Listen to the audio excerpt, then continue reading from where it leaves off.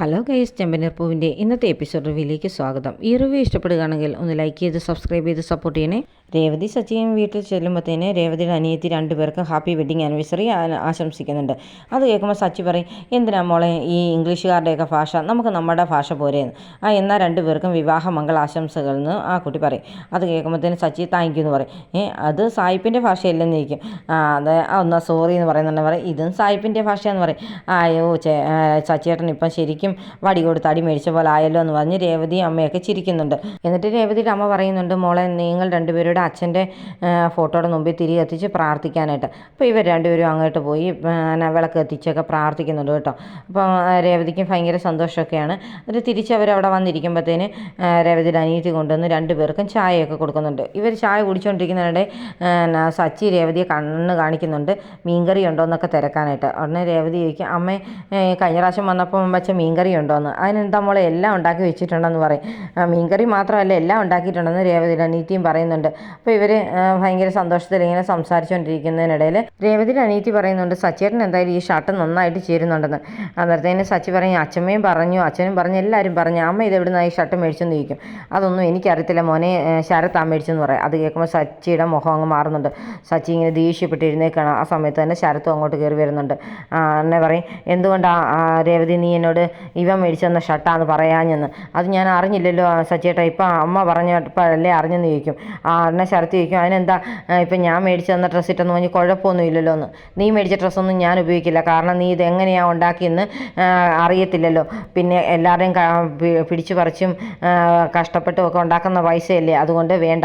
പിന്നെ അമ്മയാണ് മേടിച്ചതെങ്കിൽ അമ്മയുടെ കഷ്ടപ്പാടിൻ്റെ വിലയാണെന്ന് ഓർത്ത് ഞാൻ സന്തോഷത്തോടെ സ്വീകരിച്ചേനെ. പക്ഷേ നിൻ്റെ കാശിൽ ആ കാശിന് ഞാൻ ഡ്രസ്സ് ഇടത്തില്ലെന്ന് പറഞ്ഞ് സച്ചിയ ഷർട്ട് അങ്ങ് ഊരിയിട്ട് ആ ഷർട്ട് എടുത്ത് ശരത്തിൻ്റെ മുഖത്തിന് ടെറിയാണ്. അപ്പോൾ രേവതിയൊക്കെ മാക്സിമം പറയുന്നുണ്ട്, എന്താ സച്ചിയേട്ടാ അങ്ങനെ ചെയ്യല്ലെന്ന്.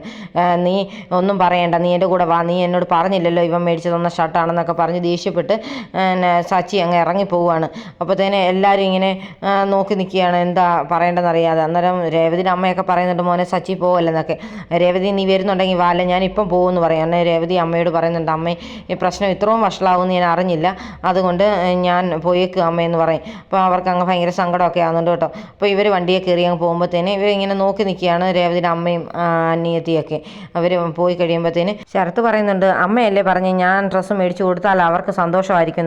കണ്ടില്ലേ അയാളുടെ അഹങ്കാരം കണ്ടില്ലേ, ഇപ്പം ആ ഷർട്ട് അയാൾ മുഖത്ത് വലിച്ചെറിഞ്ഞിട്ട് പോയില്ലേ എന്നൊക്കെ ചോദിക്കും. പിന്നീട് കാണിക്കുന്ന സച്ചി ദേഷ്യപ്പെട്ട് വണ്ടി ഓടിച്ചുകൊണ്ട് പോവാണ്. രേവതി പറയുന്നുണ്ട്, എന്താ സച്ചിയേട്ട ഇത്ര സ്പീഡിൽ ഓടിക്കുന്നത്, എന്തിനാ ഇത്രയും ദേഷ്യം, എന്താ എൻ്റെ അനിയനോട് ഇത്ര പ്രശ്നമെന്നൊക്കെ ചോദിക്കുന്നുണ്ട്. നീ ഒന്നും മിണ്ടാതിരിക്കുക രേവതി എന്നൊക്കെ പറയും.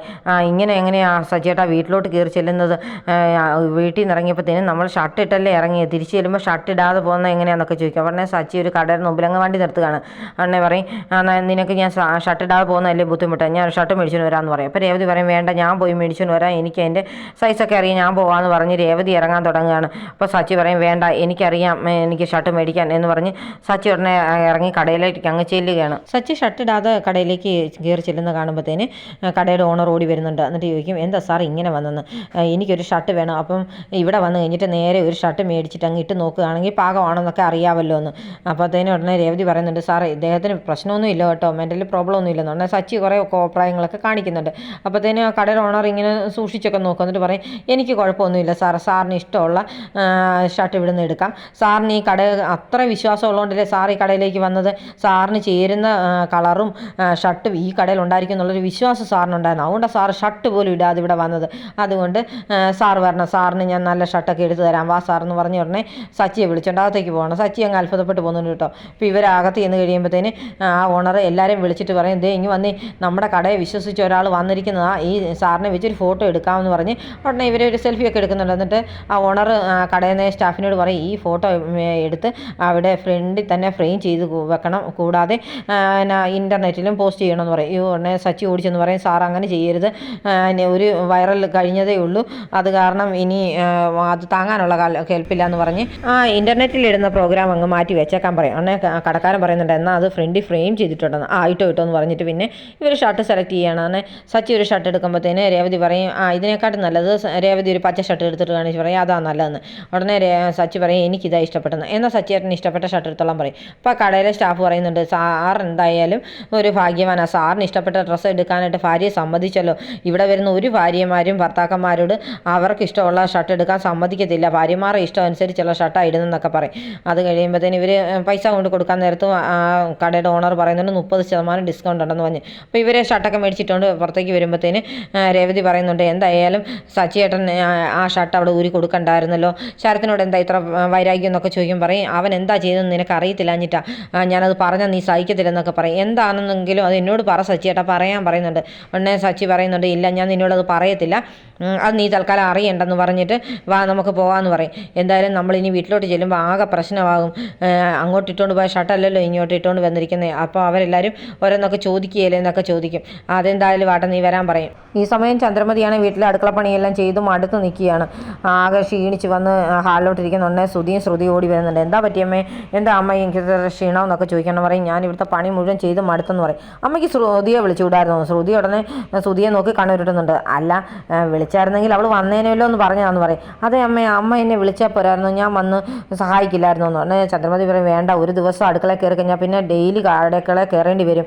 അങ്ങനെ സൂഹിക്കേണ്ട രേവതി, അതുകൊണ്ട് രേവതി തന്നെ ചെയ്താൽ മതി എന്നൊക്കെ പറഞ്ഞുകൊണ്ടിരിക്കുന്ന സമയത്ത് രേവതി സച്ചി അങ്ങോട്ട് കയറി വരികയാണ്. സച്ചി നേരെ റൂമിലേക്കും രേവതി അടുക്കളയിലേക്കും പോകുന്നുണ്ട്. അത് കാണുമ്പോഴത്തേന് ഇവർ അത്ഭുതപ്പെട്ട് നോക്കും. ഇതന്നെ ഇവർ ഇത്ര പെട്ടെന്ന് വന്നത്? അത് തന്നെ സച്ചി രാവിലെ ഇട്ടുകൊണ്ട് പോയ ഷർട്ടല്ലല്ലോ ഇപ്പോൾ ഇട്ടുകൊണ്ട് വന്നിരിക്കുന്നത്. അവിടെ എന്തെങ്കിലും പ്രശ്നം ഉണ്ടായി കാണുമോ എന്നൊക്കെ ചോദിക്കും. ഉടനെ ശ്രുതി പറയുന്നത് ശരി അവനായതുകൊണ്ട് അവിടെ പ്രശ്നം ഉണ്ടാക്കാൻ സാധ്യതയുണ്ടെന്ന് പറയും. എന്നാലും എന്തായിരിക്കും പ്രശ്നം എന്നൊക്കെ ചോദിച്ചിരിക്കുന്ന സമയത്ത് അച്ചമ്മയും രവിയും കൂടെ അങ്ങോട്ട് വരുന്നുണ്ട്. എന്താ പ്രശ്നം എന്നൊക്കെ ചോദിക്കും.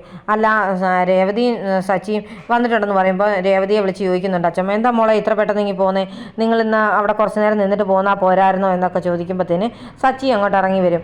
അത് പിന്നെ ഈ വീട്ടിൽ ഒരുപാട് പണിയുണ്ടല്ലോ അമ്മേ, അതുകൊണ്ടാണ് ഞാൻ വന്നെന്ന് ഉടനെ രേവതി പറയുന്നുണ്ട്. അതിനൊക്കെ ഇവിടെ എൻ്റെ ചന്ദ്രയുണ്ടല്ലോ, ചന്ദ്ര ചെയ്തോളൂ അല്ലേ ചന്ദ്ര എന്നൊക്കെ ചോദിക്കുമ്പോൾ ഞാൻ ചെയ്തോളാം അമ്മ എന്നൊക്കെ പറയും. അപ്പോൾ സച്ചി വന്നിട്ട് പറയുന്നുണ്ട് അച്ഛാ എനിക്കൊരു ഓട്ടം പോകാനുണ്ട്, അത് കാരണം ഞാൻ ഓട്ടത്തിന് പോകാമെന്ന് പറയും. എന്താ നിങ്ങൾ പെട്ടെന്ന് ഇങ്ങ് പോകുന്നത്, നിങ്ങൾ വീട്ടിൽ പോയില്ലായിരുന്നോ, അതോ വീട്ടിൽ പോകാമെന്ന് പറഞ്ഞിട്ട് വേറെ എവിടെയെങ്കിലും പോയിട്ട് ഇങ്ങനെ പോകുന്നതാണെന്ന് നിൽക്കും. അല്ല അച്ഛമ്മ ഞങ്ങൾ പോയിട്ട് ഉടനെ തന്നെ തിരിച്ച് പോകുന്നതാ, ഇവിടെ പരിപാടിയൊക്കെ ഉണ്ടല്ലോ അതുകൊണ്ടാണെന്നൊക്കെ പറയും. എന്നാലും നീ രാവിലെ ഇട്ടുകൊണ്ട് പോയ ഷർട്ടല്ലല്ലോ ഇട്ടിരിക്കുന്നത്, ഇപ്പം ഇതേതാ നീ പുതിയ ഷർട്ട് മേടിച്ചോന്ന് അച്ഛൻ വയ്ക്കും. അപ്പോൾ ആകെ ഇങ്ങനെ വെട്ടിലായിട്ട് എന്നാ പറയണമെന്ന് അറിയത്തില്ല നിൽക്കുന്ന സച്ചിയെ കാണിച്ചുകൊണ്ടാണ് ഇന്നത്തെ എപ്പിസോഡ് അവസാനിക്കുന്നത്.